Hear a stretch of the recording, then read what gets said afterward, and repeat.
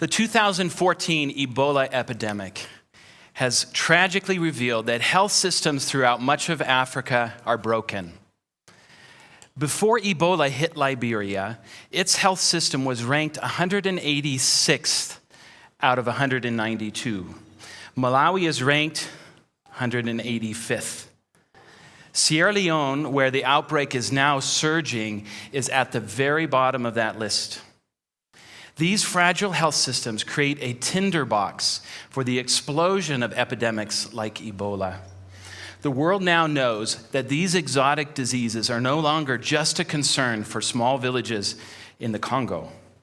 With our increasingly interconnected world, these diseases travel at the speed of a 747 and can affect anyone, anywhere. Ebola, has it gotten our attention? These inequities in healthcare should scream for our action. The capital city of Lilongwe, 750,000 plus, and yet we do not have a single facility that we can really trust with our healthcare, one that we would consider a modern hospital. If one of you had a heart attack or was in a serious car accident on the way home today, God forbid, is there a hospital that you would trust for your medical care? If you're lucky enough to have evacuation insurance and we can keep you alive for 10 or 15 hours, we can send you on an air ambulance to South Africa, but at a cost of $40,000. And that doesn't even include the care once you arrive. I moved my family here in 2000, and I made efforts to prepare myself to be a physician in Africa. What I was completely unprepared for was the emotional impact on me working daily with patients dying from AIDS. I remember very early on, I went to visit a friend of mine who was admitted at Kamuzu Central Hospital. I hadn't seen him in several months, so I was surprised to hear that he was near death. As I walked into his room, I could hardly believe that this emaciated frame was my friend. I went and sat down at his bedside, and he motioned for me to come a little closer. And with all his remaining strength, he used his fingers to write the letters in the air as he said, HIV. I could see hopelessness in his eyes. As his friend, I felt helpless. This was not my hospital. I couldn't just go ordering tests and treatment. There was no treatment. All I could think to do was to put my hand on his arms and comfort him with the words of a Chichewa chorus that we'd sung together before. By the second stanza, his wife joined in singing the harmony from behind the curtain. I didn't even know she was there. Mulungu, angate, angate, angate, mulungu, angate salepera zona. God is able. He never fails. My friend died a couple days later, leaving his wife and 3 young children. God did not fail to use his death in my life to strengthen a conviction that this is why I came to Malawi. Thankfully, the intervening years, that hopelessness has been replaced with hope. That helplessness has been transformed to empowerment. It's been an incredible 14 years to be working in HIV in Malawi. I recall early on, as the Ministry of Health was considering whether it could ever offer these life-saving antiretroviral drugs, or ARVs, their inclusive approach allowed me to be a part of this incredible story.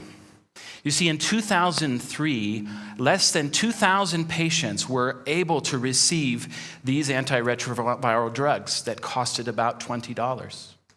Today in 2014, more than 500,000 HIV-positive patients are alive and on treatment. It's been an incredible decade. Partners in Hope, the organization that I lead, was birthed during this season, and now is just one of over 600 health centers that offers ARVs free of charge. The National ART program is really a model for the whole region. We've documented a significant reduction in HIV-related deaths and seen a decrease in the number of children born with HIV. Now, it's been critical to have the involvement of the international community in epidemics like Ebola and HIV. But we must remember that these efforts are relief, not development. If the funding for the successful ARV program went away today, the program would absolutely collapse. We must reserve the term development for efforts aimed at strengthening systems for the long term. Investing, as we said earlier, in stronger institutions. Institutions that will one day take the place of aid in Malawi. I remember, amen. Preach it, brother. I remember a number of years ago, my son was complaining that we didn't have any food in the kitchen, just ingredients.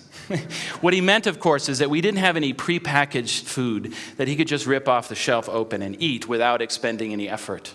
Similarly, we have in Malawi the ingredients for a healthier healthcare system. What we need is a recipe to assure that we have quality healthcare for everyone. It won't be easy. It will take investment, it will take effort, it will take time. First ingredient is economic growth. We've seen it once before. Africa and Malawi, economic growth has exceeded that of most other regions in the world.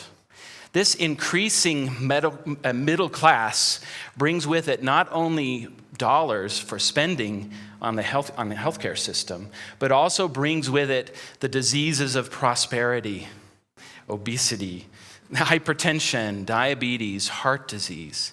In the next decade, these non-communicable diseases will overtake infectious diseases as the leading cause of death in Africa. Malawi's healthcare system is nowhere near prepared for the kinds of services that these people will require.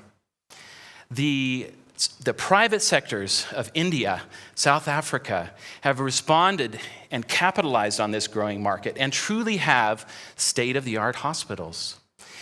African heads of state, diplomats, NGO workers, wealthy Malawians, we go to these countries when we need advanced care.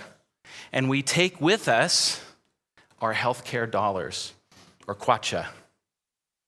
Now, these are some of the finest hospitals in the world, but they are not free, and they are not for the poor. In 2013, one of South Africa's largest health systems registered a profit of $314 million for its investors. Imagine if this was a nonprofit organization directing those resources to serving the health needs of its community. The second ingredient is an increase in the number of skilled African health workers.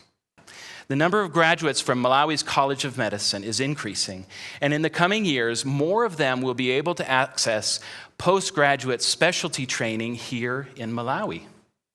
I've had the privilege of working with some of these students over the past couple of years, and it gives me confidence that these bright young people will be the surgeons, the cardiologists, the pediatricians, and the professors in a healthier health system in the future. What we need to do is assure that they will have a place where they can use their skills serving patients in Malawi, and avoid losing them to desk jobs or higher paying jobs overseas. Now, I think most of us consider access to healthcare to be a basic human right. But what is the recipe for providing quality, equity, and sustainability in health systems? Well, it's not just more programs.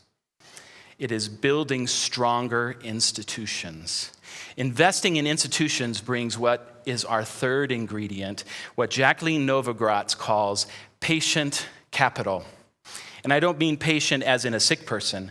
I mean patient as in donors and investors who are willing to wait for outcomes that are not measured in months to years, but decades. Decades.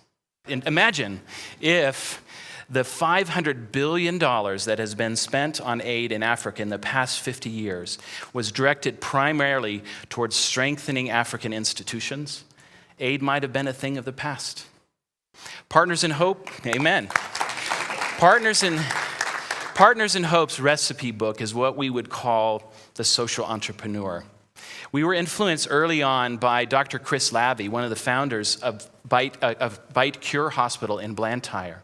They are able to offer first world orthopedic care to children free or at a very low cost by offering fee-for-service adult orthopedic care. Bite Trust, their main donor, built their facilities, but their operational costs come from their patient fees. At Partners in Hope, we offer high-quality HIV and general medical care with an amazing staff of doctors and nurses, an excellent laboratory, X-ray, ultrasound. These services allow us to offer HIV care to over 7,000 patients free of charge. As we expand to meet existing demands for OBGYN and surgical services, we will then be able to support a free pediatric inpatient ward to offset the burden from KCH. Layered upon all that we do is a desire to invest in the next generation of Africa's health workers. I love the model of the PanAfrican Academy of Christian Surgeons. They engage American-trained surgeons in a comprehensive 6-year surgical training program in 12 African countries. To date, they have trained 45 highly skilled African surgeons who are working and teaching in African hospitals. They have another 65 in training and they're growing. Partners in Hope is poised to become a modern, nonprofit teaching and research hospital that will not only transform healthcare in Lilongwe, but will be a model for all of Malawi and for the region.